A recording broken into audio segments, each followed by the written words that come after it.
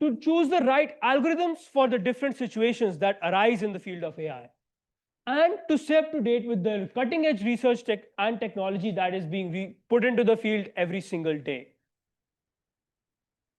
So, the four primary pillars of math that power AI are linear algebra, calculus, probability, and statistics, which is what we will be going over today.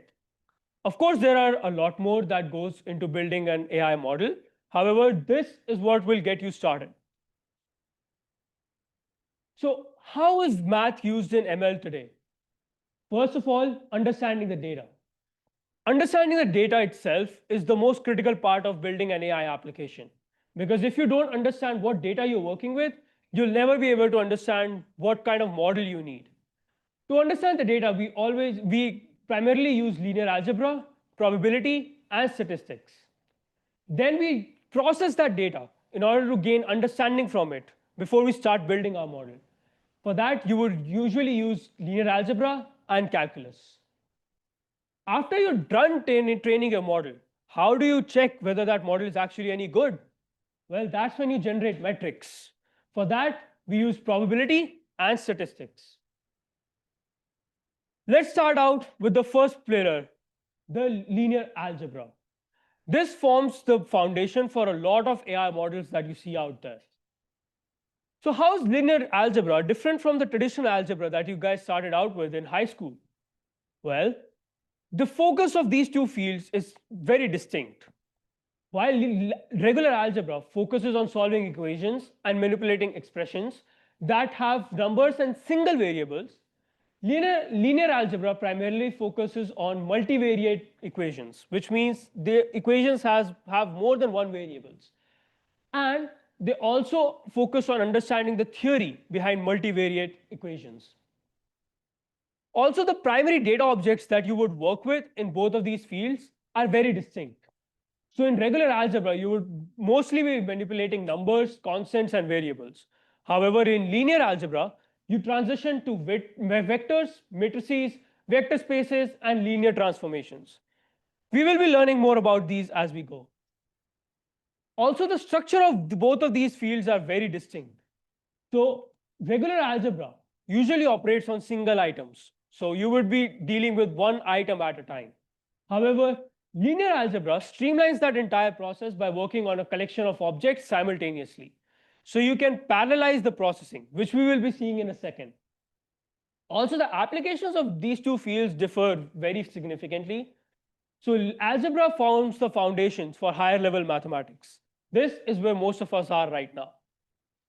And whereas linear algebra is used in fields like computer graphics, data science, machine learning, physics, etc. This is where we hope to get by the end of today's session. So the first question that you might have is, what is a matrix? A matrix is nothing but a data structure that organizes your data into rows and columns such that they have a very meaningful representation between them. What do I mean by that? Well, let's check out an example. Say you're given a simple high school problem. You have three numbers that add up to 6. If you multiply the third number and add by 3 and then add a second number to it, you get 11. And then by adding the first and third numbers, we get the double of second number. These are the three conditions that were given in a sample problem, right? So based on our current knowledge, how do you think you would go about solving this? Well, you'd most probably form three equations, right? Just like we learned in high school.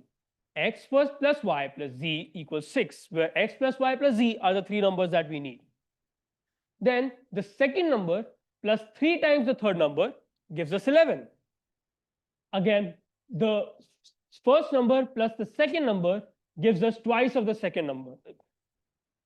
That's equation 3, right? So with our current knowledge, you might represent x in the form of y and z. Then you substitute that value of x in equation number 3 right here, and then you compute y out of it. Then you might substitute y equals 2, which we found earlier, in equation number 2 to grab z. And then you would substitute the values of y and z to get x. Seems kind of tedious, right? We're computing each of these variables separately. And if you notice, the second equation doesn't even have x, which makes our job so much simpler. Now imagine if that had x. That would make it so much harder to process, right? Well, how do we do this with linear algebra, and how does that make it simpler for us? Well, we just convert all of our equations into matrices, an organized representation of data into rows and columns. So all of the coefficients of the variables that we have in all three equations go into a single matrix because they are all related quantities, right? They're all coefficients of the variables in our equation. So right here we have 1, 1, and 1. That becomes the first row. Then x is 0 for here because there is no x. So we get 0 over here. Then 1 and then 3. So 0, 1, 3 becomes the second row.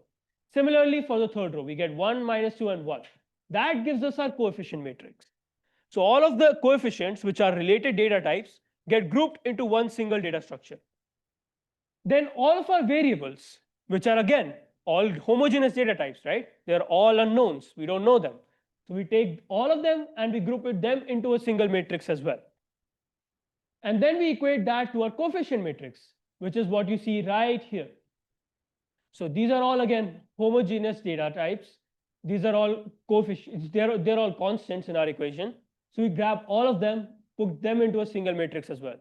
So you see how we took all of the homogeneous data that has similar representation and we grouped all of them into one single data structure, giving it a meaningful representation rather than having a mix of variables, constants, and coefficients in terms of linear equations. So matrices make it very simple for us to understand our data.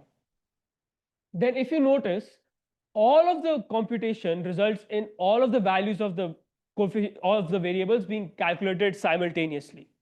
Now, how that is happening, we'll be learning in a few seconds where we discuss matrix operations. But for now, notice that all three of the variables are being processed at the same time. So you have the values of x, y, and z calculated at the same time, and you get the exact same answer. So that's how matrices and linear algebra allow you to parallelize the process of calculating multiple variables at the same time. So why is the matrix computation better than solving linear equations for us? Well, as we saw right now, it gives us structured data representations. It makes it easy to implement data transformations. It also makes it faster for us to process because we parallelize all the computing at the same time and we can calculate all of the variables simultaneously. Yep. Also, it makes it compatible with GPUs. Now, GPUs are designed to GPUs are like hardware devices that are designed for parallel computation. So these hardware devices specialize in processing matrices. And at this point, I would like to pause and ask if anybody has any questions so far. No questions? Great, let's move on. So let's dive a little bit deeper into matrices and try to understand them further, right? So the first thing we need to understand is what the heck is the order of a matrix and vectors. Go ahead.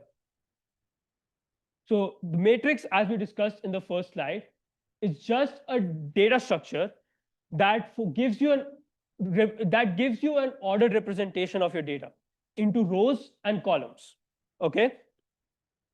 So it just allows you to club homogeneous data into a single data structure and give it meaning. So if you go back to our example of the linear equations, we used a matrix to group all of the coefficients of different variables into a single data structure. So that just allowed us to have all of the homogeneous data in one place rather than having it spread out across three equations and multiplied with like variables and having constants in there as well. So this is just easier to read, right? You know exactly what all of these represent. These are coefficients of the variables. So you see how that makes it convenient for us to read? So that's just matrix. It's simply a data structure, right? Any other questions before I move on? Go ahead. That's what we'll be checking out right after we complete the matrix operations part. So we'll actually be going into code and using these matrices to solve a couple of problems. Any other questions? Yes.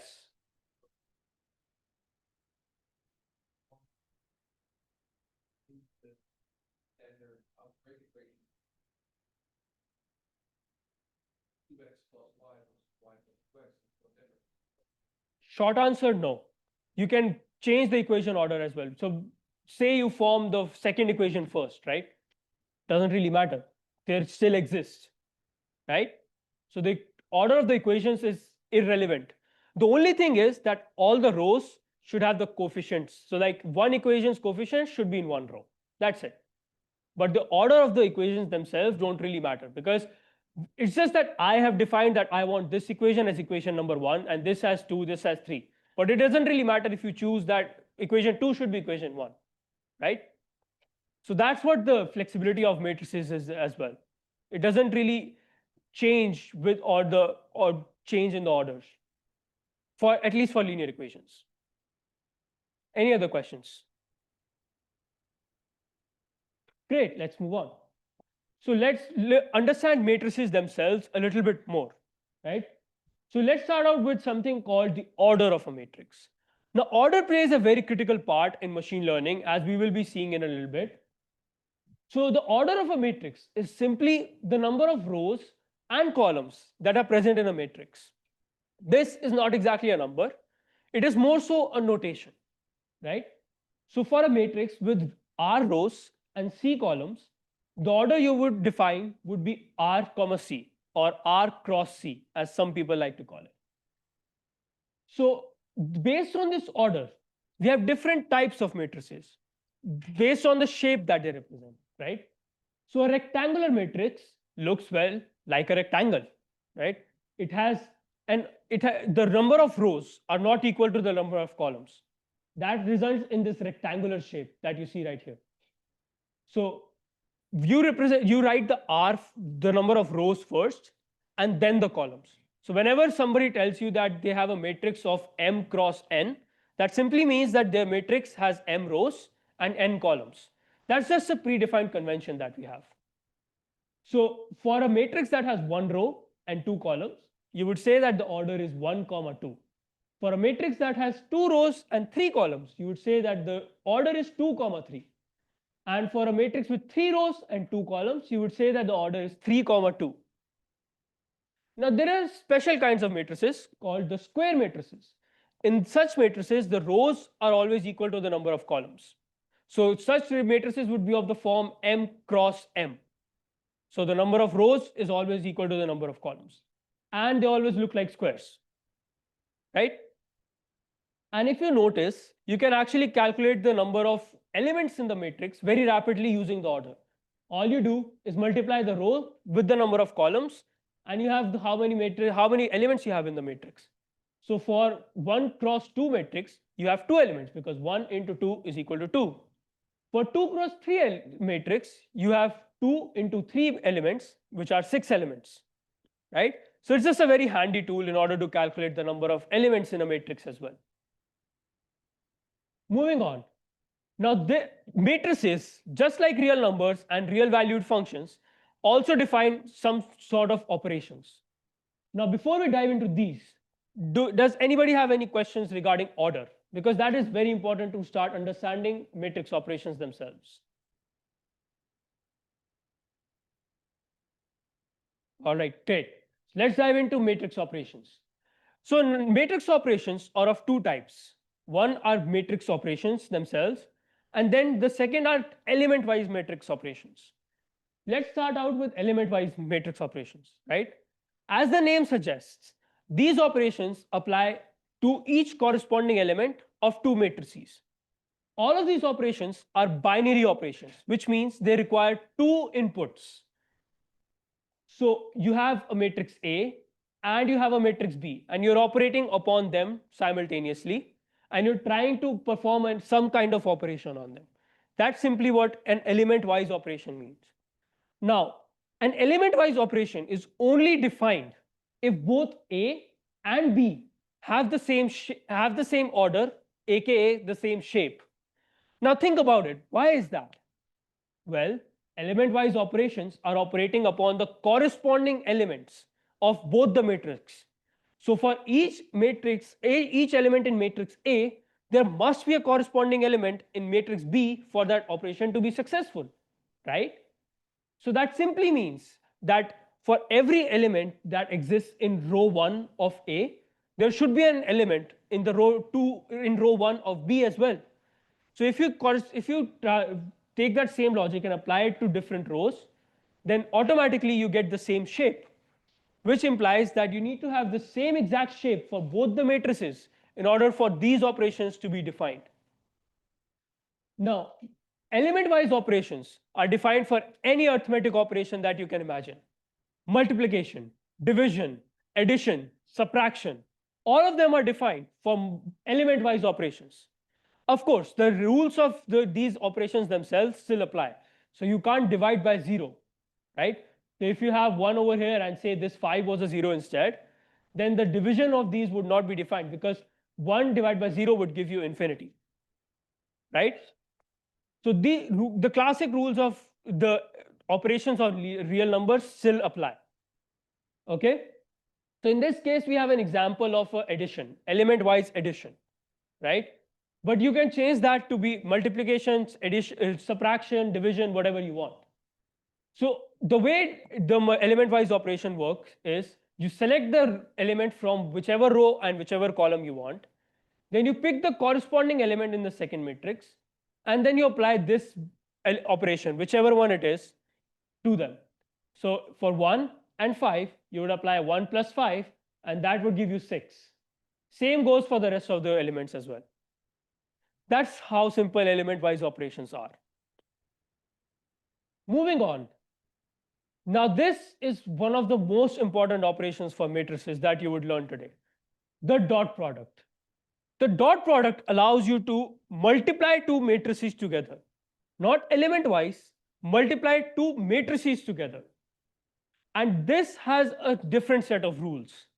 This is defined for a different set of rules in itself. So the first and the foremost rule of a matrix multiplication to be defined is the matrix that you're multiplying, the first matrix that you're multiplying, the columns of that should match up with the rows of the second matrix, right? I'll repeat that.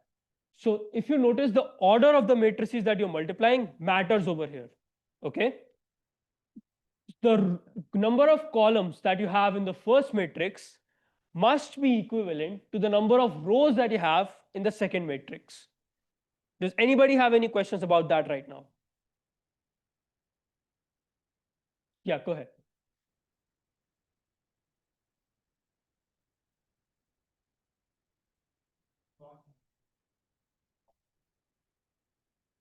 Yeah, so right now we're not looking at the boxes. So just notice the orders over here, okay? We're just looking at the orders, right? So if you remember, an order is R cross C, which is rows cross columns, correct? So we are saying that the columns of the first matrix, that would mean the second element right here in the order, should be equal to the rows of the second matrix, which means the first element right here. So from this one, you would pick 2 because that's the second element of the order over here. And from the second matrix, you would pick 2 again because that's the first row. That's the first element of the order over here. So 2 is equal to 2, and hence the matrix multiplication is defined over here. Go ahead. That we will be doing right now. So we will learn how to calculate this right now. But first, let's just understand, when is a matrix dot product defined? Is everybody clear on that? Any questions regarding when it is actually defined? Because you will be using that extensively in the future lectures when you start developing neural networks. Yeah, go ahead. Yeah, sure. So the first rule of a matrix multiplication to be defined is that the number of columns of the first matrix that you're multiplying should be equal to the number of rows of the second matrix that you're multiplying. Now let's go back to the order discussion that we just had. So we just said that the order of a matrix is defined as R cross C, where R is the number of rows and C is the number of columns, right? So applying that definition over here to this matrix's order, we have the order as 2 comma 2, right? So the first 2 is the number of rows and the second 2 is the number of columns. Same goes for the matrix B. The first 2 is the number of rows, the 3 is the number of columns. Now, applying the rule here, the number of columns of the first matrix, so this 2 right here, should be equal to the number of rows of the second matrix. So this 2 right here. Since 2 is equal to 2, we can say that the matrix dot product is defined for matrices A and B.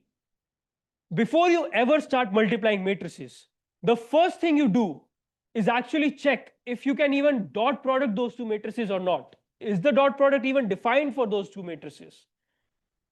Right? Any more questions regarding that?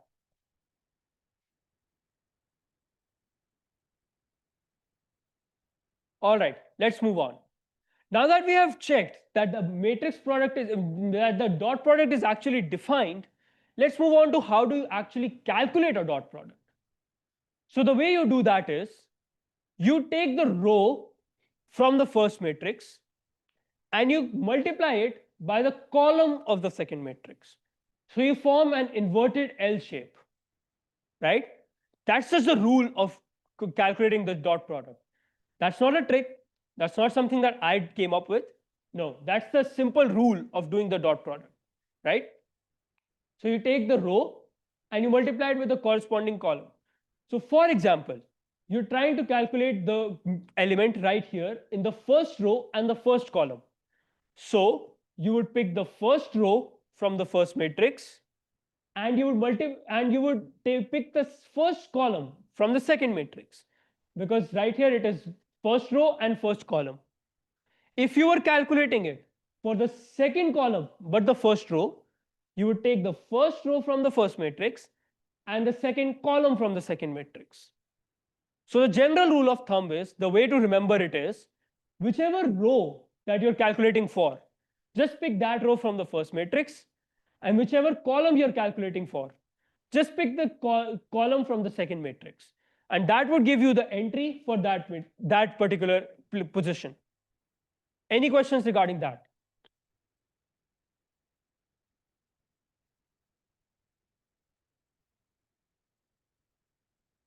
Great. So now how do we actually get to this value 21? So the simple rule is, you multiply the corresponding elements and then you add up all of the products. Okay? I'll repeat again.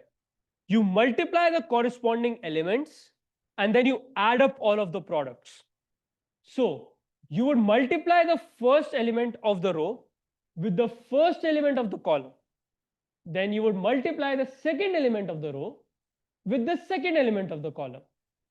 Now remember, since the number of rows in the first matrix is equivalent to the number of columns in the second matrix, this would always result, so you'll always have the same number of elements in this column and this rows. So it would never be the case where you have one extra element here but you don't have a corresponding element here, which is exactly why we have that first rule, to check whether the matrix dot product is even defined. Okay? So you would multiply 1 by 5 and you would multiply 2 by 8 and then you would add up the products. Again, I'll repeat. You multiply 1 by 5, 2 by 8, then you add all the products. 1 into 5 gives you 5, 2 into 8 gives you 16, and you add up both of them, you get 21. So that's how you got 21 right here. Got it? Great. So any questions still here? Anybody who didn't understand anything, or do you want me to go over something again? Yeah, go ahead. Huh? So vectors, don't worry about that right now. Don't worry about vectors right now. We'll be seeing that when we start to program. Okay? Go ahead. Like in math, if it's like x times y, that's the same as like y times x. Mm-hmm. But here, like if you switch the order, you couldn't do this. No.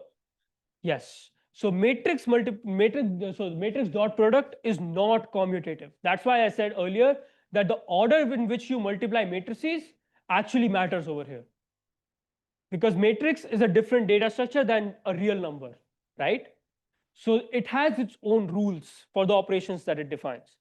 The element-wise operations are happening just on the numbers. So the simple rules of numbers apply there, but they don't apply to matrix operations because these are completely different data structures than regular numbers. So the order of the matrices that you multiply matters a lot. So the answer would change if you switch the matrices. In fact, in this case, the matrix multiplication would not even be defined because 3, which would become the column of the first matrix, is not equal to 2, which would become the rows of the second matrix. So in this case, matrix multiplication would not even be defined if you switch the matrices. Great question. Any other questions? Yeah, go ahead. Yeah. So let's move on to, so this is how we just keep progressing. So in this case, first row, second column, we got 24. First row, third column, we got 27. The rule stays the same. 1 multiplied by 7 plus 2 multiplied by 10 gives you 27. So this is how you just keep progressing throughout the matrix. For the second row, you just start with second row, first element multiplied by first column's first element gives you the first element of the second row. And then you keep progressing throughout all of the columns and you end up with this matrix, which is your answer to the dot product of matrices A and B. All right, moving on. So this is what I meant earlier by it allows us to transform data very quickly, right? So now we'll look at an operation called the transpose of a matrix. Now earlier we saw that we ran into a problem where the multiplication was not defined because 3 was not equal to 2. It often happens in our scenarios that sometimes the matrix multiplications are not defined, right? However, if we switch the rows and the columns, I'll say that again. If we manage to switch the number of rows and the columns in the matrix somehow, then the matrix multiplication becomes defined. That's the case where the transpose helps a lot. So the simple way of taking a transpose is you take a row and you convert it to a column. So if you're trying to convert the first row, you convert the first row into the first column, second row into the second column. If you had a third row, you would simply convert it to the third column. So whatever the row number is, it simply converts into the column number. So the 1, 2, 3, the first row, becomes the first column after you take a transpose. The 4, 5, 6, the second row, simply converts to the second column that you see right here. Now what does that result in? Well, if you notice the orders of the two matrices, the original matrix had order 2, 3, which means it had 2 rows and 3 columns. However, by applying the transformation of transpose, we got a matrix that was 3 rows and 2 columns. So if a multiplication is becoming defined by simply taking a transpose, this would help us a lot by making undefined multiplications defined again, which you would be needing a lot in future when we start building our neural networks and our layers don't match up. What does that mean? Stay tuned for the future lectures and find out, right? Any questions still here?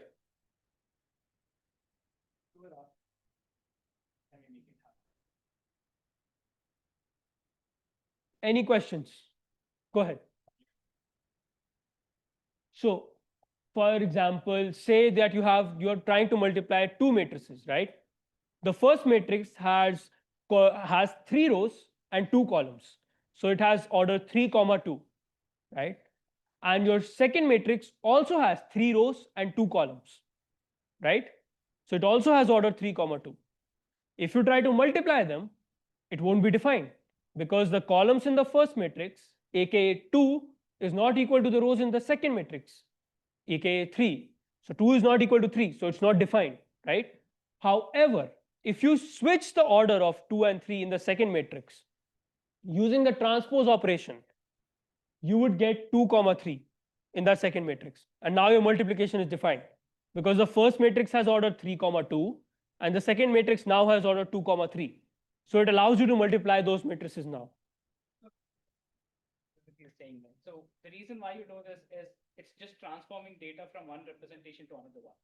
So whenever you're looking at machine learning, you would have to look at transforming the data. The value corresponding to the data does not change, but how it can be utilized changes, right? So here earlier the dot product was not possible, but now if you with this change, dot product is possible. So this is just a mathematical trick, right? So it just allows you to utilize the data in some form or shape that you'll understand why exactly we do this down the line, right?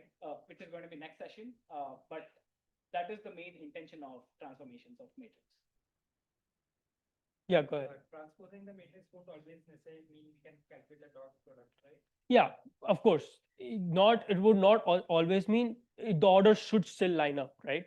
But in some cases, what happens is that the required orders that we have are actually switched. So this is a neat trick to handle those cases. So the multiplication is we are talking in terms of previous slides, not general. Any other questions? All right, let's move on. So now the question that you all had, how is linear algebra actually applied in machine learning? Well, let's see a small example that we won't be understanding right now, but we would just be looking at the involvement of linear algebra in this example, and you would, in future lessons, be actually coding out exactly what you see right now. So let's just look at this video right here, which shows you a simple neural network, right? And this neural network has inputs and it's trying to calculate an output, right? And all of the parameters that go into creating this neural network have been put into this matrix right here, right? Now, how did we get that matrix? What exactly is that matrix doing? We are not worried about that at the moment. You will be learning that in the coming lectures, okay? So stay tuned for that. But let's just look at how we're using matrices here. So we took all of the numbers that represent this neural network and we put them all into this one matrix, right? So we grouped all of the homogeneous data together. So we got a structured representation for our data. Moving on, so these different matrices represent different layers. So if you see, we have 1, 2, and 3 layers. So input, so hidden 1, hidden 2, and output, right? So we have 3 layers. So each of these 3 matrices represent those 3 layers. What exactly are they representing in those 3 layers? Doesn't really matter at the moment. You will be learning that in the future. Now these 3 matrices again, B1, B2, and let's change that. Yep. So now these 3 matrices, B1, B2, and B3 also represent these 3 layers, but different aspect of these 3 layers, which again we will be learning, right? So now taking this mathematical representation of that graphical neural network that we just saw, we can calculate the output. Now, how exactly is the output being calculated? Let's worry about that later. That happens in a process called forward pass computation, which you will be implementing from scratch in the future lectures. So stay tuned for that, okay? But let's just see the involvement of linear algebra over here. So we take our input, which is x, we multiply that with the weight matrix, which is W1, and we add some other matrix B into it. Why do we do that? Again, we will be learning in the future. So that gives us the output of the first layer of the neural network. We keep repeating this same process for all 3 layers, as you will see right now in the animation. And that gives us our final output of the neural network. So this is how your neural network actually applies linear algebra in real life to get the outputs that you usually see. This is also the core foundation behind how ChatGPT answers your questions as well. So the question that we had earlier about where we actually apply this in real life, you just saw a real life example. And you will be coding up this real life example in the future. Any questions regarding this? Go ahead. What is a neural net? Because I'm sort of confused on that. So neural network is nothing but an AI model, which you will be learning about in the future. So you'll understand what exactly is a neural network, why it is relevant to the field, everything related to it. Just think of neural network as an AI. Any other questions? I saw another hand. Yeah, go ahead. Number in your algebra, like apply to like and transform it to words like in ChatGPT. That you will be learning in lecture 12, where we start exploring NLP. Okay? That in itself is a really interesting concept, and trust me, you'll love that lecture. Any other questions?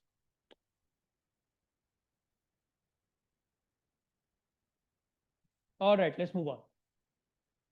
So now let's actually implement a little bit of linear algebra in code so that we can start to relate to all of these mathematical concepts, because theory alone is not fun, right?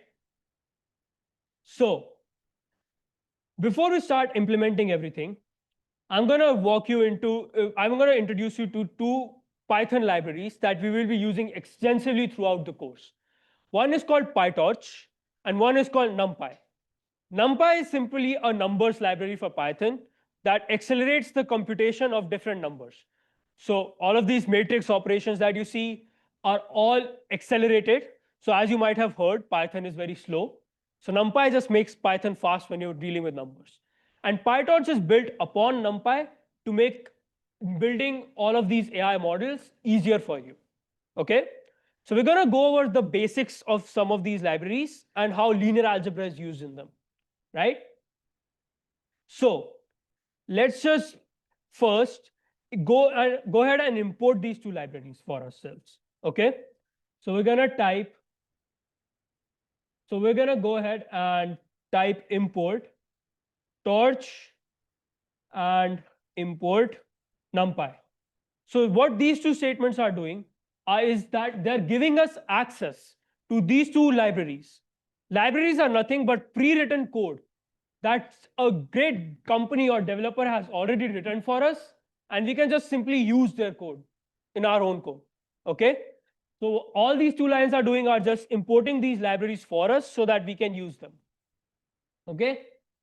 So this interface actually, let me just show you that as well.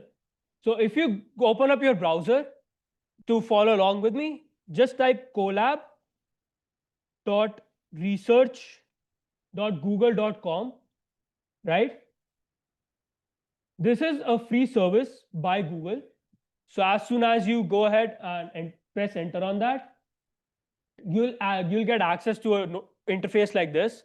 You can sign in with your personal Gmail accounts. You can sign in with your ASU Gmail account, whatever you want, right? Once you're done with that, just go ahead and click New Notebook, and you will have access to the interface. Any questions regarding that? Okay. So let's just move on for now, right? So now that we have imported our two libraries, all we're going to do is click on this little play button and let's move on. So now we'll add a new code block. So first, let's see how to actually represent a matrix in terms of NumPy, right? So let's say I have a matrix A. So to create a matrix in NumPy, all I would do is np dot array, right? And inside this, I start to define my actual matrix, right? So I would define the first. Matrix. Oh wait, that should be NumPy. My bad. Great. So I would define my first row in a list again. So you just define your elements as comma separated elements. So let me just do 1, 2, 3. And then to define the second row, I just again go like let's say 4, 5, 6, right?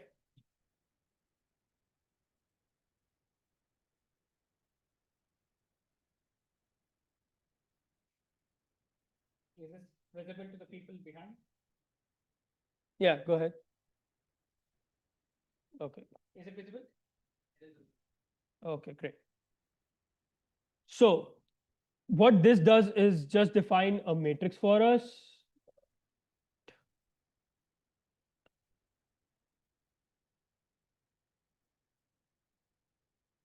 this is how you define a simple matrix in NumPy, right? So if we actually try to see this, so if I just click this play button to define it, I think I forgot to import that. Oh, I misspelled that. My bad. Great. So I just click that again, and now that matrix is defined for me.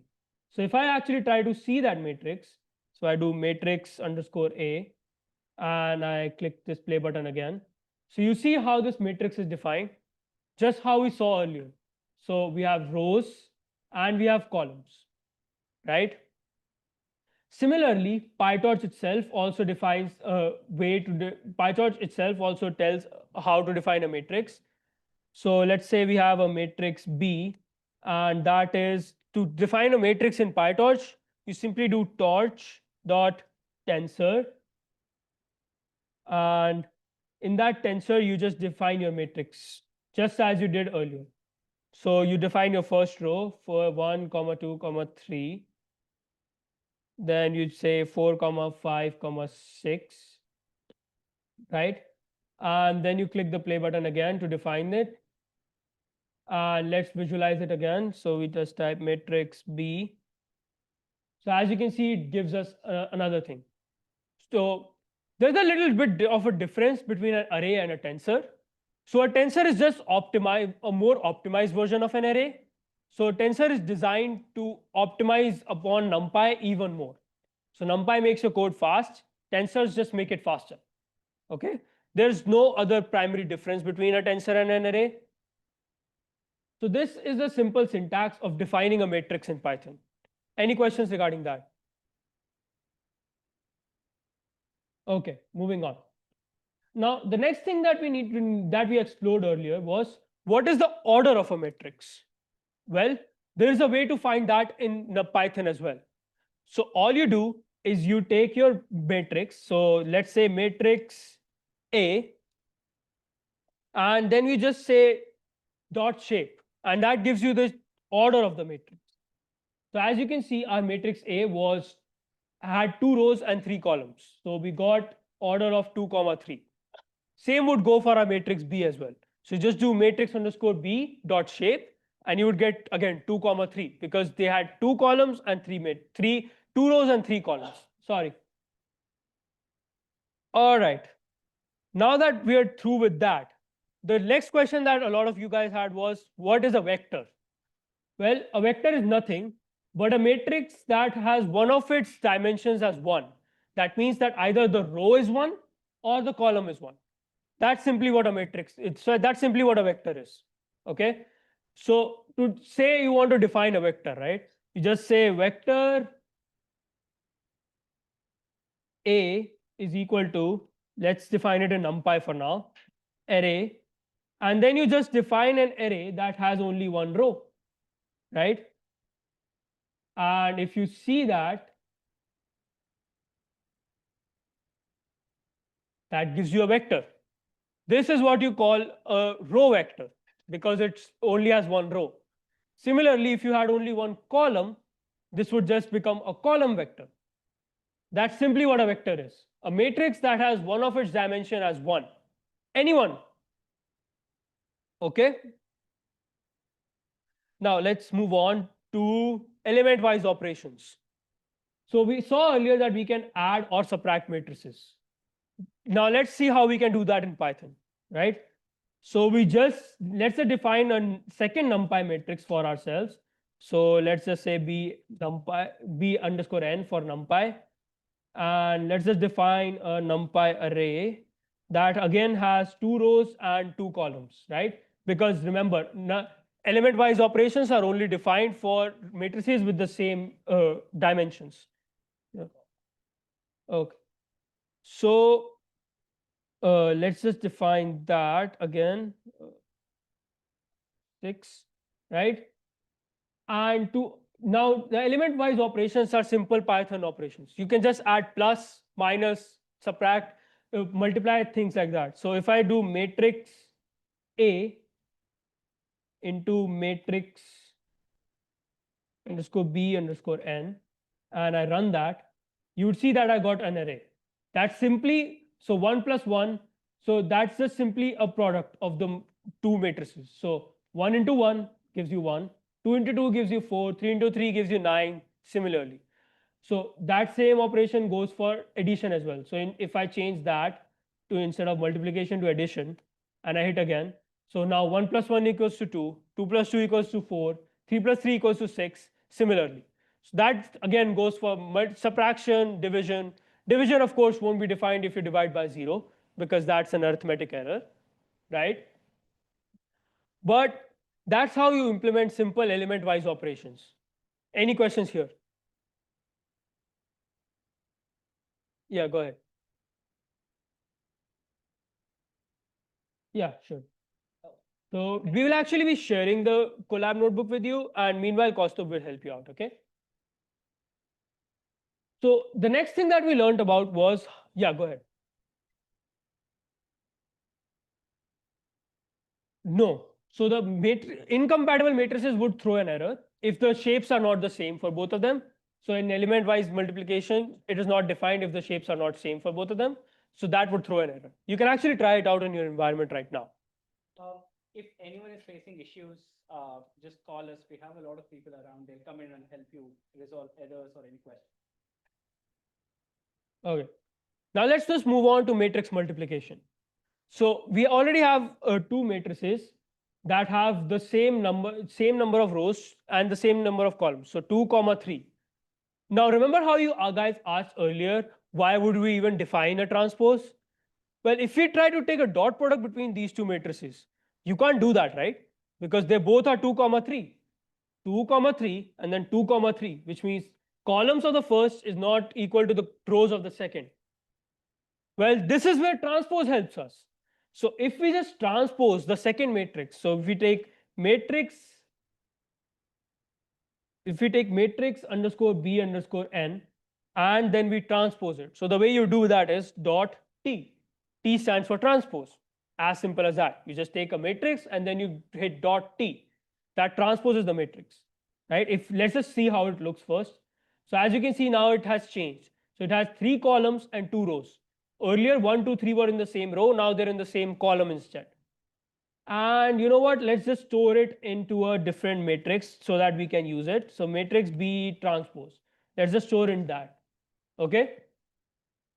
Now, if we start to multiply these two matrices using dot product, that would simply be the first matrix. So matrix A, which was the NumPy matrix that we had, dot matrix B transpose, because that is the one with the compatible dimensions that we just created, right? So if we do that, you will see that we get a matrix that is the dot product of both of those two matrices. But if we do it with the regular B matrix without transposing it, so matrix B NumPy, you would see that we run into an error. It says that shapes 2 comma 3 and 2 comma 3 are not aligned. What does that mean? Well, it simply means that 3 is not equal to 2. So it's the number of elements in the number of columns in your first matrix is not equal to the number of rows in your second matrix. So you need to fix that. So that's where the transpose comes in. So that answers your question, I believe, where you asked why we even take a transpose. So this is where a transpose is very useful. So let's just change that back to normal. Yeah, go ahead. Oh, yeah, sure. So let's just move on to the next operation that we learned. So that's all about matrix operations. Now, the next question that you might have is, can we actually solve linear equations with that? Can we actually apply it in real world? Well, let's just check it out from the example that we saw earlier with the numbers. So let's say that we have let's say that we take the old example. Let me just pull it up for you guys. So we're solving this system of linear equations, okay, that we saw earlier. So these equations are the exact same as the example that we just saw. So again, we will define a coefficient matrix for ourselves, okay. So what is this coefficient matrix? Well, this coefficient matrix is again the matrix that we saw earlier, where we just combine all of the coefficients of different equations into one single matrix, right? So 1 comma 1 comma 1 is from the first matrix, and then so on. Then we will also define what we call a constant matrix. So we will take up a constant matrix and we will define a constant matrix for ourselves, right? And we will take a transpose of this matrix. Now, yeah, sorry. There we go. Okay. So now we will take a transpose of this matrix. Why are we taking the transpose of this matrix? Because as you can see, it has 3 elements in the row, whereas we need 3 elements in a column. Again, we can change the number, we can change the rows into columns using a transpose. So that's where you would use a transpose again. Now, NumPy actually provides us with a very convenient method called numpy.linearalgebra.solve that just solves this equation for us. So let's just try it out. So we'll just say that solution is equal to numpy.linearalgebra.solve. And all that requires is your coefficient matrix and your constant matrix. The variable matrix that we saw earlier with the x and the y and the z, NumPy automatically takes care of that for you. Convenient, right? So that's what the benefit of NumPy is. So, and after we solve it, let's just actually see what our solution actually is, right? So we'll print out the solution for ourselves. Now let's just see what we get. So as you can see, we got 1, 2, and 3, which is the same as the answers that we got earlier. So that's how you would use linear algebra in real life in action. So using NumPy, you can simply solve a system of linear equations. Now imagine you had 10 equations to solve simultaneously. Very tedious to do by hand, right? Well, NumPy to your rescue. Just define a coefficient matrix for all 10 rows, define a constant matrix for all 10 rows, and then pass them on into linear algebra.solve, and you got all of your 10 variables simultaneously. Go ahead. So the constant matrix, so if you remember the slides that we saw earlier, it came from, oh wait, actually we have the equations right here, right? Let's just look through them, right? So our equation said that x plus y plus z equals to 6. So it's just a constant term in every single equation. Oh wait, oh my bad, there we go. Now it should be visible. Okay, now it should be visible. It's visible, right? So the constant matrix is just the constant terms in your equation. So 6 does not have any variable multiplied with it, so it's a constant.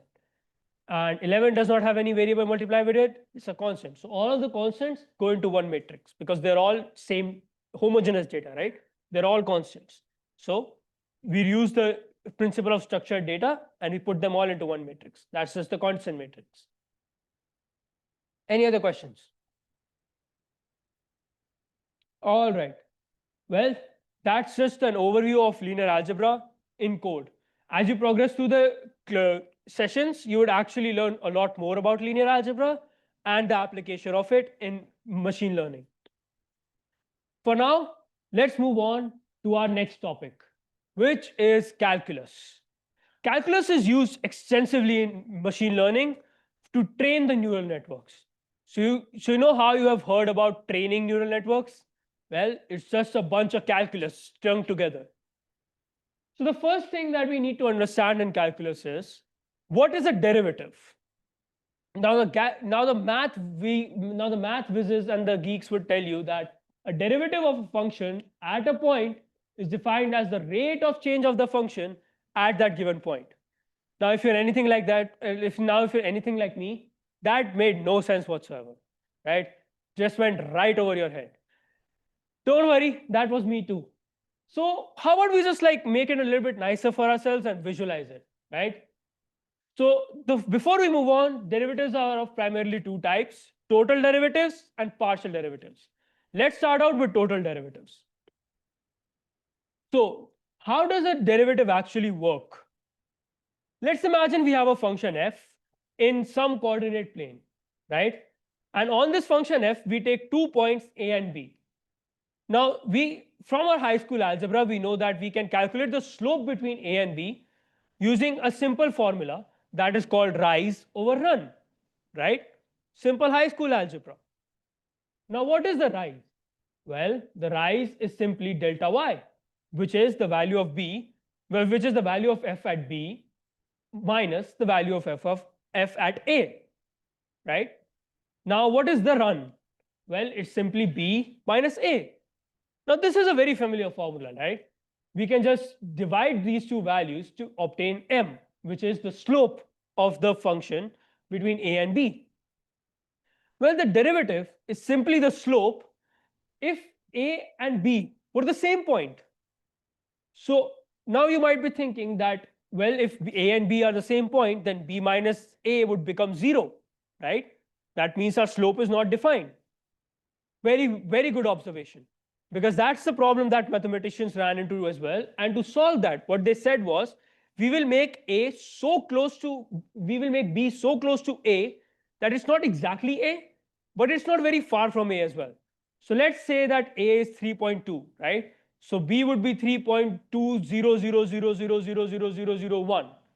Now what that does is, it makes sure that b minus a is defined, but it is also so that b is almost equal to a. And that is what we call the limit of b at a. So you see this expression right here. That simply means that we shift b to be so close to a that they are both basically the same point. So as you can see over here, b slid from its original position all the way over to a. And now if we calculate a slope at that point, well, it changes. So earlier we had an increasing slope like that, but now we have a decreasing slope. So this orange line is what you mean by the derivative. Any questions?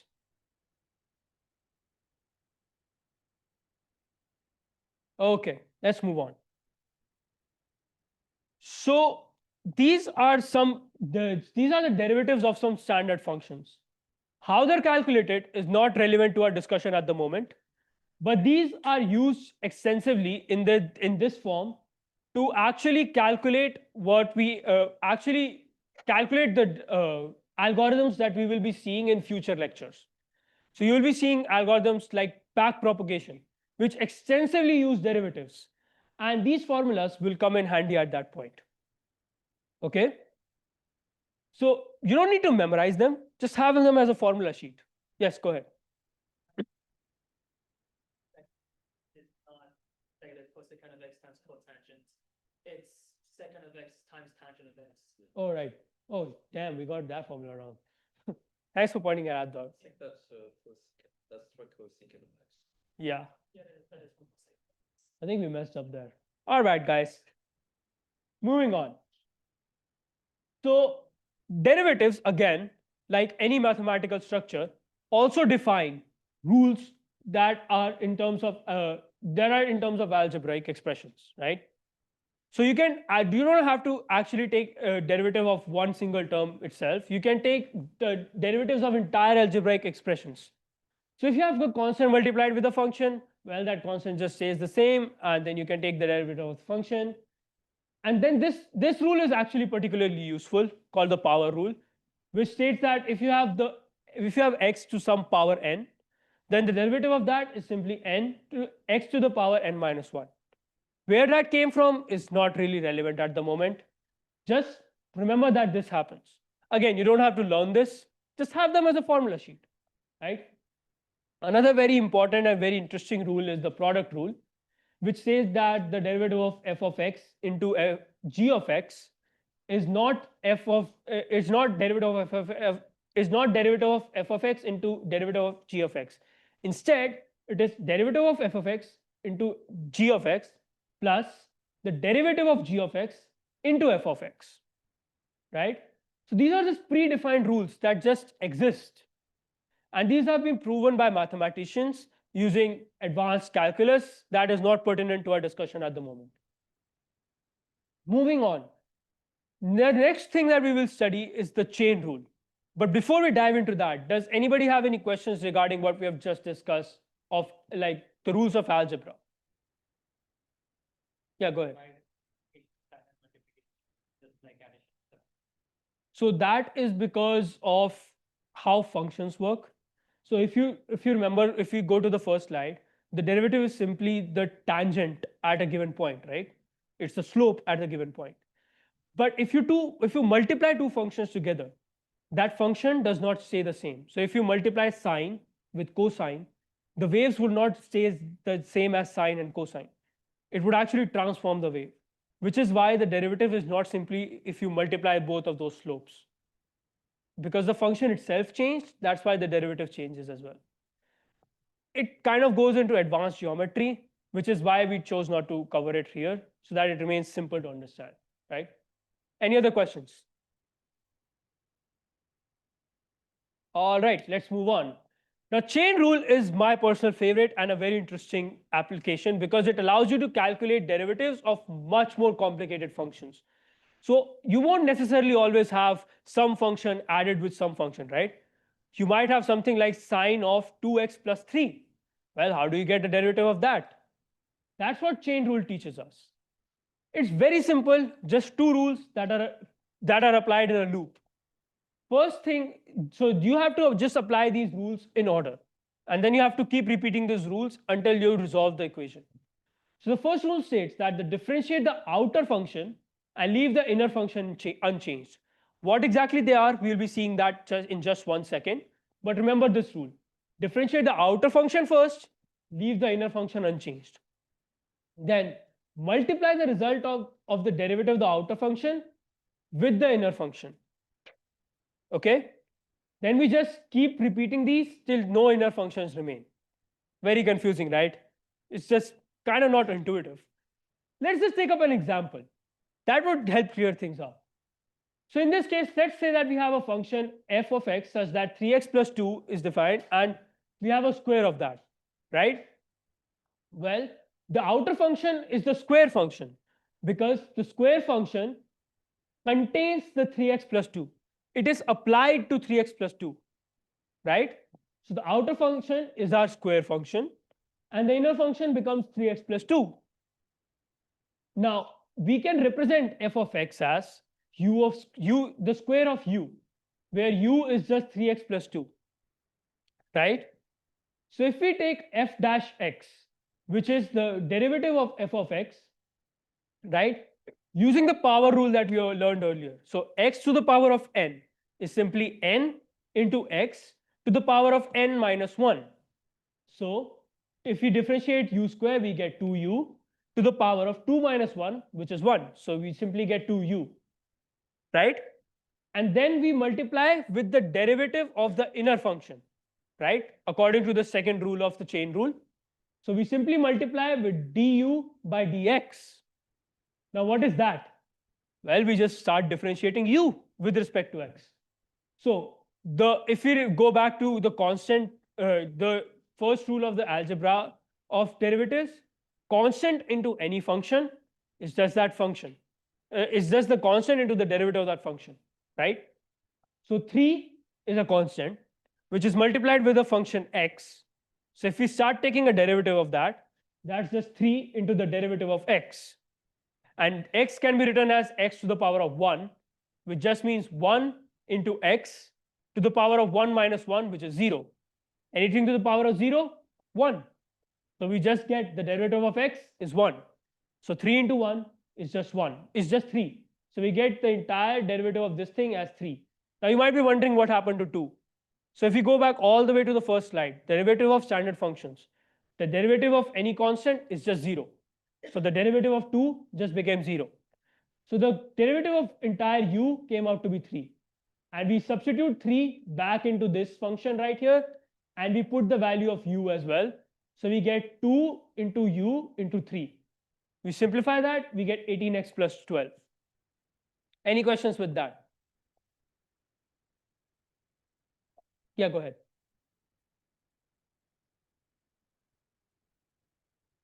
So remember the rules of standard function. So the derivative of x to the power of n is simply n into x to the power of n minus 1. Yes. All right. Any more questions? Perfect. Let's move on. So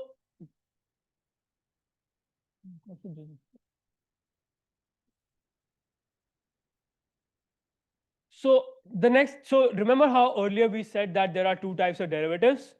Well, that we just explored was total derivatives. Now let's move on to partial derivatives, which in themselves are really powerful tools. What is the difference between the two? So the total derivative actually measures the effect of changing all the variables at the same time. Whereas the partial derivative would give you the effect of changing one variable while keeping all of the variables constant, all other variables constant. So if you have x, y, and z variables in a single expression, y and z just become constant, and you're only caring about what x is and how x changes the value.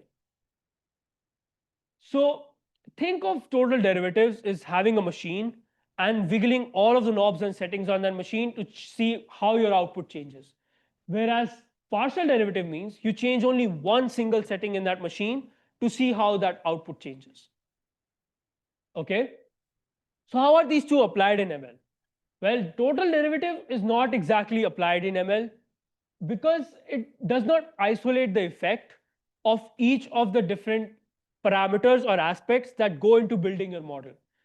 It just makes it very hard for us to pinpoint the exact source of error if there is any error in a model. And it also makes us very hard to determine why your model is not optimized. Because again, it's measuring the effect of changing all variables, right? Very hard to pinpoint what exactly is the problem.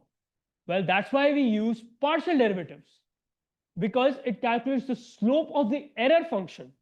What is that? You'll be learning in the next class, where you'll actually start to work with ML models and optimizing them and training them. So it just basically measures the error that you're getting from your ML model, so the mistake that your ML model is making, and it pinpoints why exactly that mistake is happening. That's why partial derivatives are great tools, because it will tell you exactly what the problem is, so you can go ahead and fix it. So it offers a clear, actionable path for optimization, which total derivatives cannot do. So how do you calculate a partial derivative? Well, it's just like calculating a derivative, except you take all of the other variables as constants. So whenever you see a y, the derivative of y just becomes 0, because y is a constant, right? So say you're trying to calculate the partial derivative of some function f, which is defined right here, with respect to x. So this variable right here would tell you which the actual variable is, and rest every single variable just turns into a constant. So in this case, we're taking x as variable and y becomes a constant. So if we start differentiating, we multiply 3 by 2 because of power rule, and that becomes 6x. Now y is a constant, right? So we apply product rule over here, and the resultant becomes just 2y. How that came is just from product rule. You can refer back to the slides, like previous slides, when we share the PPT with you, to actually calculate this and find out how 2y came. Now y square, why did that become 0? Because the derivative of y, because y itself is a constant, which means y square is a constant, and the derivative of a constant becomes 0. That's how you get the partial derivative of x with respect to x. Any questions? Go ahead. Of static functions for all the variables, so that we can sort of interpolate between them. Is that right? Not exactly. It might not be a good way to think about it, because then it will get very confusing when you start to look at it in the future. What we're trying to do is we're trying to isolate what each variable is contributing to the output of that function. So in this function f of x, what is the contribution of the value of x? So if I say that that x is equal to 1 in the calculation of f of x, what exactly does that mean? And if I make f of x 2 instead of 1, by how much will my output change due to that difference of 1? That's what we're trying to find out using partial derivatives. Does that answer the question? Great. Any other questions? All right. Same goes for y. In that case, you just treat x as a constant. Exact same calculation, same formulae. You just replace instead of treating y as a constant, you just treat x as a constant. Moving on. So the solution of the partial derivative of f, so the complete derivative of f would just be if you add both of them. Okay, that's the solution with total derivatives. This represents the total change of the function f, which can be thought of as the change that is caused due to x and the change that is caused due to y.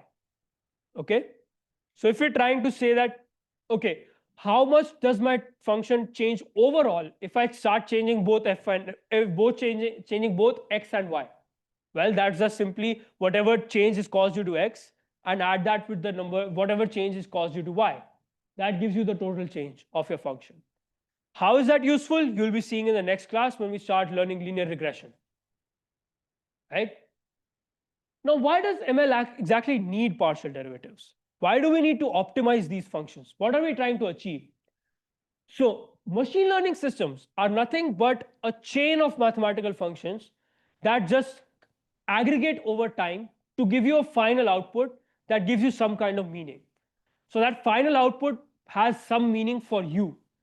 In itself, it might not have meaning, but to you, it has meaning. So it might be the price of a house.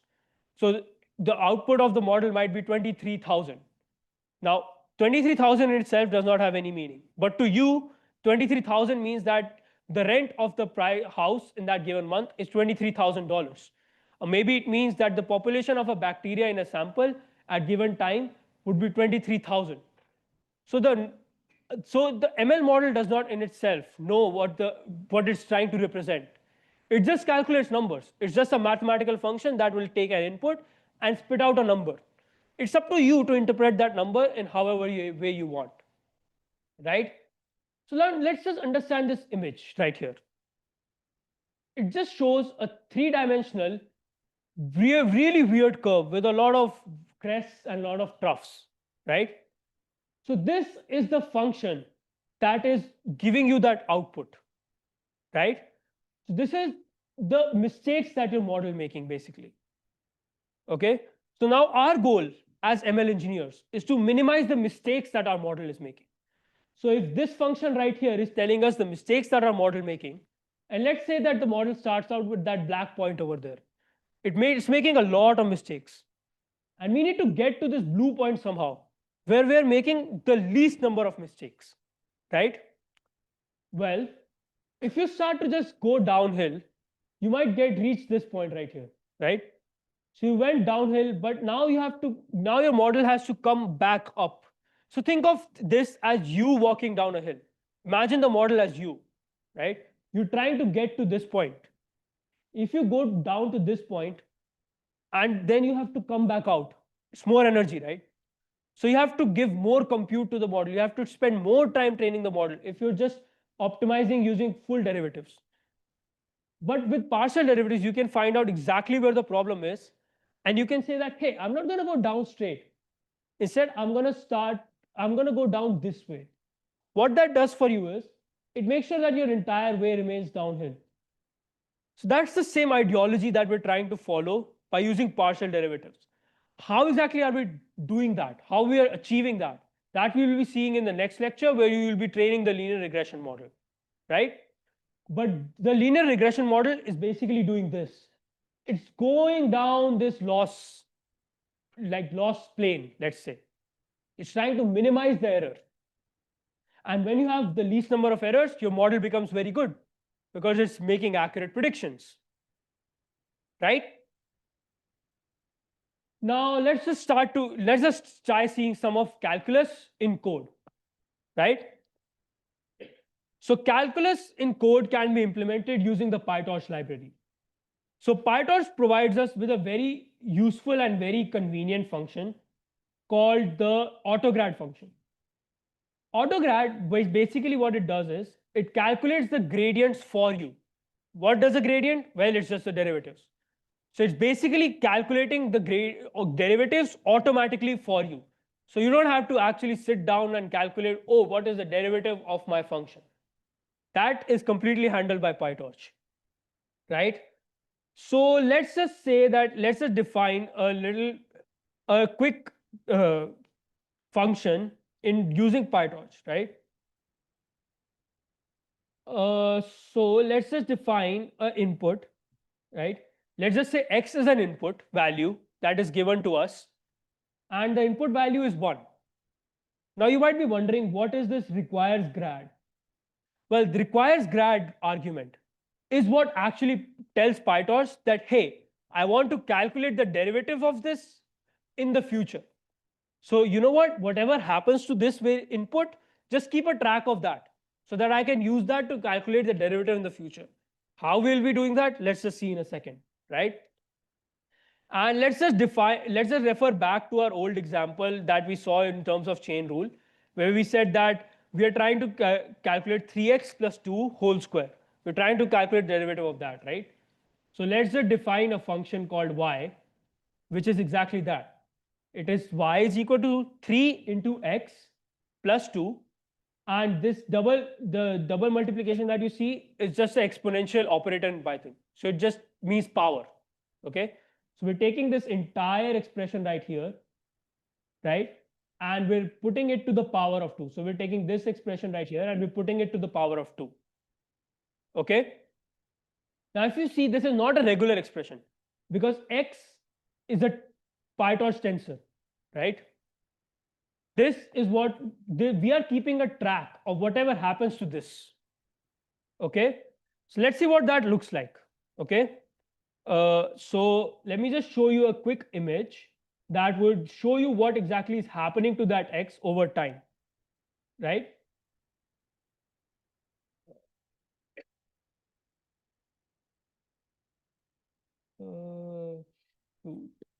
Okay, never mind. Let me just show you this image right here. So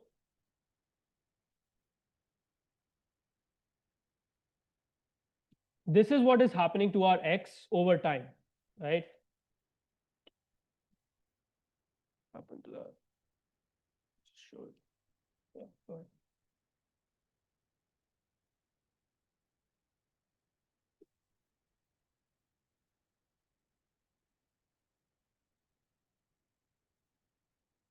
Great. So as we see, we defined an x earlier and we set requires grad to true, right? And then we multiplied it by 3. Now PyTorch is keeping track of what we're doing to the x. So first we multiplied it by 3, then we added 2 to it, and then we squared the whole thing. Now PyTorch remembers that fact because we set requires grad to true. And it keeps track that, okay, this is what f of x is. Okay. Now let's move on to now let's go back to our actual code. And so now what we'll do is we'll use an inbuilt function by PyTorch, which is a very convenient function called tot backward. Now what this does is it actually calculates the derivative of y with respect to x. So this is the function that is actually building out the derivative of y with respect to x. Unfortunately, PyTorch does not allow you to see the actual derivative that it calculated. So we can't visualize, we can't actually print out the function. But what we can do is actually see the value of the function and verify that it's correct. Okay. So let's just add a couple of print statements for ourselves right here. So let's just see. So x is some value, right? X is just a tensor which has the value 1, and if you put x into y, the output is 25. So let's just go back to our example right here, right? And if we see the chain rule slide, if you put 1 in there, we just get 3 into 1 plus 2 whole squared becomes 5, right? 5 whole squared becomes 25, right? So that's just what we got in our code again. So we can verify the fact that our code is in fact correct for y. Then the value of y at x equals to 1 is 25, as we just saw. Then dy by dx at x equals to 1. So we're basically derivative of y with respect to x at x equals to 1 is 30. That's what our code is telling us. Well, let's just check with our function as well. So if we put x is equal to 1 in the f dash x right here, so that becomes 18. 18 plus 12. Well, 18 plus 12, 30, right? So our result for the previous, for the code again got verified. So that's how we can verify the fact that our code is actually working and the derivatives are being calculated by PyTorch. So now imagine if you change y to a very complicated function. Now you don't have to calculate the derivative of that yourself. PyTorch does it for you. That's just a very convenient method of PyTorch. So that's the benefit of using such utilities and like modules. All right. Well, that's it for calculus. Now let's move on to the next pillar of AI with probability and statistics.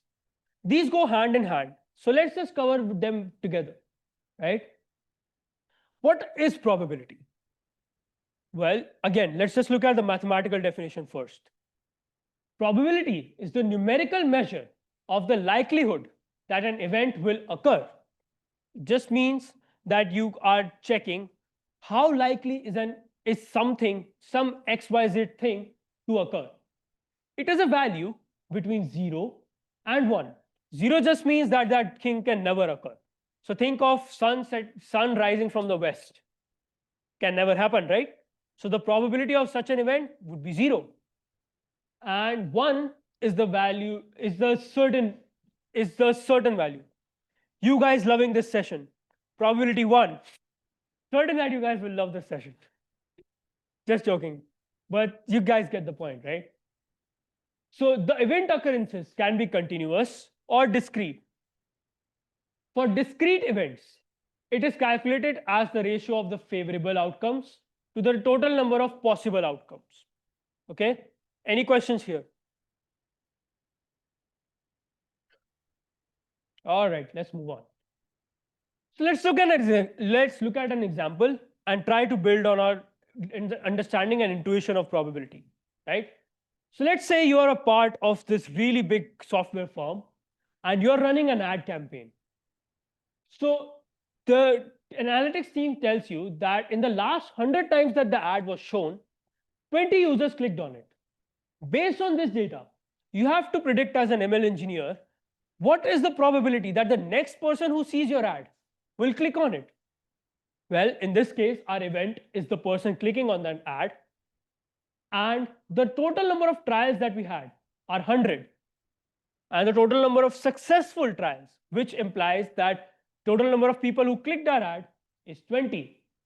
So the probability or the likelihood that the next person clicks on our ad is simply number of clicks divided by the total number of the ads were shown.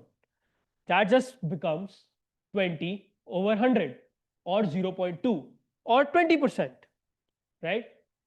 P of click is just a notation to say that we are calculating the probability of a user clicking. Okay? Any questions here?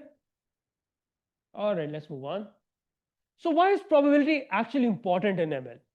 Well, let's look at this example that we will actually be implementing in code today of classifying an email into spam or not spam, right? It is extensively used there. So now let's move on to the next topic, which is called conditional probability. Conditional probability is nothing but the likelihood of an event occurring given that an event has already occurred. It is denoted as PA of B. It recalculates the probabilities based on the fact that one event has already occurred in the past. Okay? So let's extend our old problem and say that we know that 50 out of the 100 users that we sent the ads to actually were on mobile phones. So now you're trying to determine what if you already know that the next user that is coming in is on mobile phone. Does the probability that they will click on that ad change again? Well, let's see. So the total number of clicks is 20. The total number of mobile users is 50. And we are told by our team that the number of clicks from mobile users were 15. So out of the 20 users that clicked on our ad earlier, 15 were mobile users. So we need to find the probability that the user will click given that they are on a mobile phone. So that will just be the number of clicks from mobile phone divided by the number of total mobile users, right? So that would become 15 upon 50 or 0.3. So as you can see, the probability now changed. which means that the conditional probability of an event might not be the same as the probability of that event itself, right? Now why is that conditional probability important in ML? It is because features like device type help us refine our predictions by telling our model more details about what kind of data we're dealing with. So as you can see right now, the probability actually increased when we knew the fact that the user was on a mobile phone. So if the model actually knows that fact as well, it can give a better prediction. So that's why conditional probability is very useful. Now let's look at the law of total probability. Well, that just states that the probability of a given event is the weighted average of its probability of occurrence in each possible case.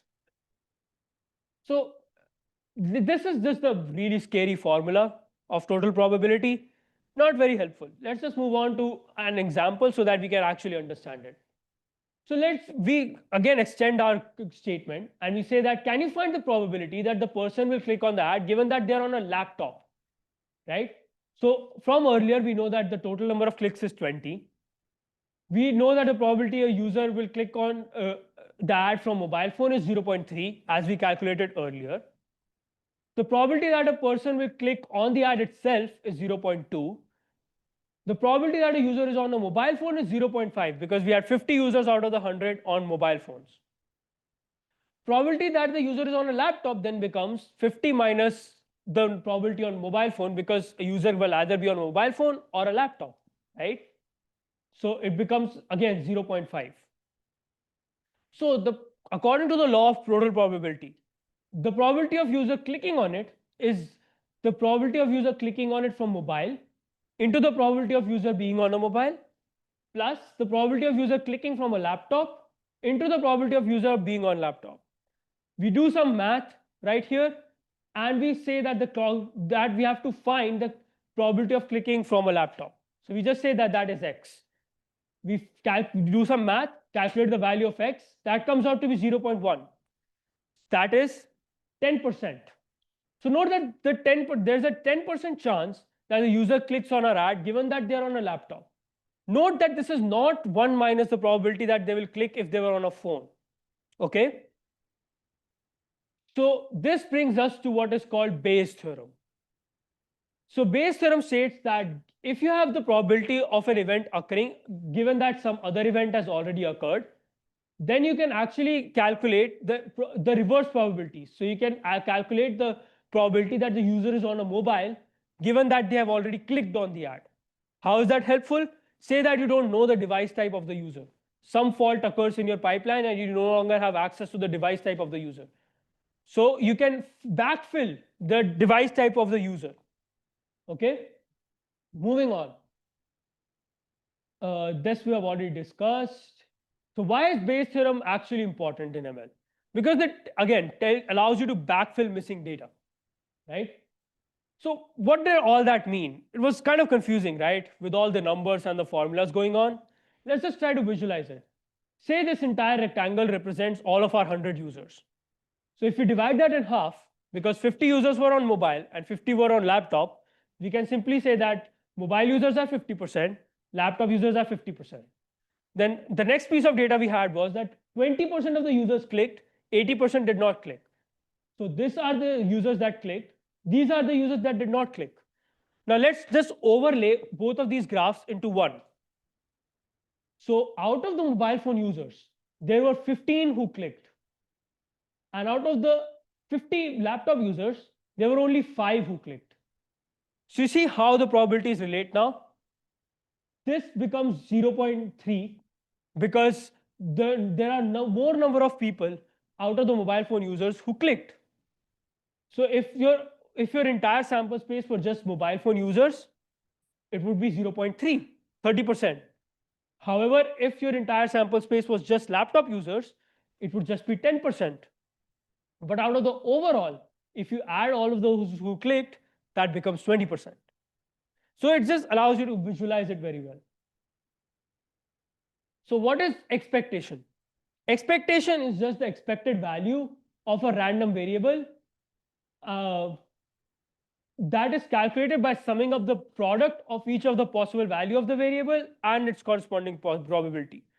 So expectation just tells you that what is the average value that you can expect in an experiment, given that you just do that experiment without knowing anything, right? So say you have a deck of say you had tossing a coin, right?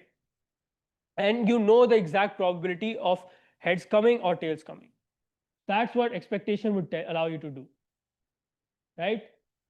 So what is variance? Variance just tells you how far your values are from your expected value. So for example, say your ML model predicts that the house price in the next month for this given house is $23,000. The variance would tell you how much increase or how much of a decrease can that go to. So the variance just allows you to measure the error rate of your model. Okay. Moving on, the example we have already covered. So why does variance matter in ML? So a model that has a very high variance would actually give you inaccurate predictions, right? Because the model is predicting very off from the actual expected value that it should have. So this is not. So let's just go into the code for probability to actually learn a little bit more about the practicalities of probability. So let's say that we are working on a problem. And for this problem, let's imagine ourselves to be engineers of Google, right? Let's say you are at Google and you're developing the Gmail application, and the users are facing a problem where they have a lot of spam coming into their inbox. So you need to build a program that can somehow filter out the spam emails from the correct genuine emails, right? So let's say that you are given by a data analytics team that in spam emails certain words occur with certain given probabilities, right? So, and you are also given the fact that we know that x amount of times the email is a spam, right? Let's just understand the data that we have from our team. We have that a few words frequently appear in spam emails. So we have each of those words and we have the probabilities of those words occurring, right? And we also have the probability that what is the probability that the email is a spam, right? So we are given the P of S, which is the probability of the email being a spam. And we're also given the probability that an email is spam given that a certain word exists in it. And we also know that the probability that an email is not spam given that that word exists in it. Okay, so this is the data that is given to you. Now what we need to calculate is, given an email with certain number of words, what is the probability that it would be a spam? Okay, so applying the law of total, and for simplicity's sake, let's just assume that the occurrence of one word is not dependent on some other word.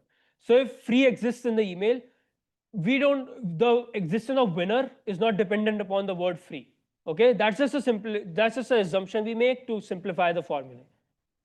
So according to the law of total probability, we can say that the occurrence of probability of occurrence of all of these words, given that the email is spam, is simply the product of all of the probabilities that these words occur in a spam email, right?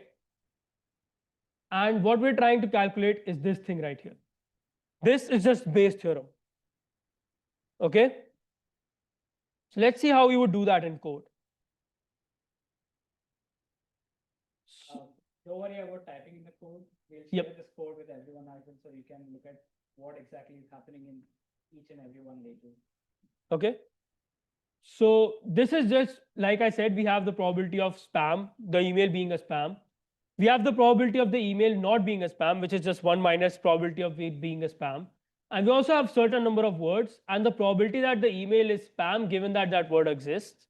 And we also have those same words and the probability that the email is not spam given that the word exists. So now we can write a simple Python function using probabilities to calculate that. Okay? You need to run. Yeah. So let's just define that real quick for ourselves. So run that. And this simple function just classifies the given emails into spam or not spam. So we're just taking a log of all of these probabilities so that our calculations become easier and the numbers are bigger so that we can see them better. So don't worry about that.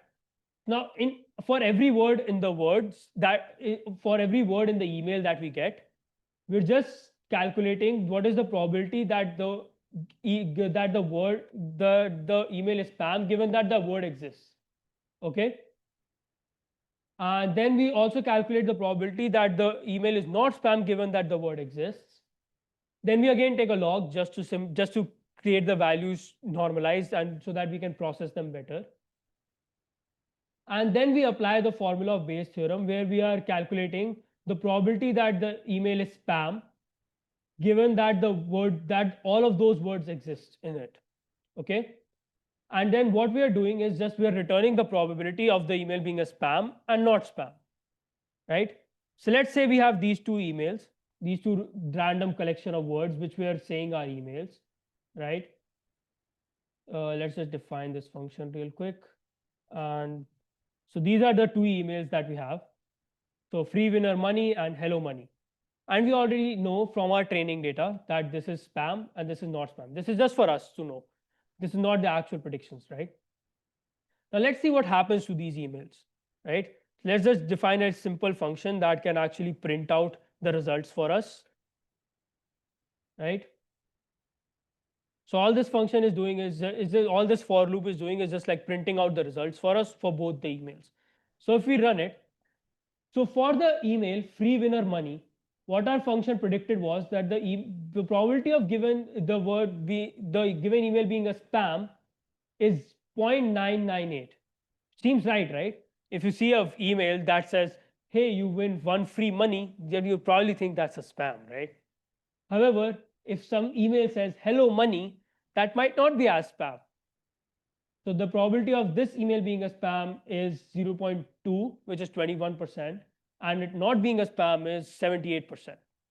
So just by using plain math and probability, you just implemented a classifier that can classify emails into spam and not spam. Congratulations, you're Google developers. Of course, in the actual real world system, this becomes far more sophisticated, but the underlying concept still remains exactly the same. You're using probabilities of the words to determine whether an email is spam or not spam. By the way, from the previous lecture, what kind of an algorithm is this? Who attended the previous lecture? Classification. Yes. Kind of supervised. Classification is correct. And now think about what kind of classification it is. Yeah. That is correct. So why exactly is it a supervised algorithm? You will be learning in future lectures as you start to dive into deeply supervised machine learning. And that's it for today. And we have a couple of extra resources that Costa would be sharing with you guys.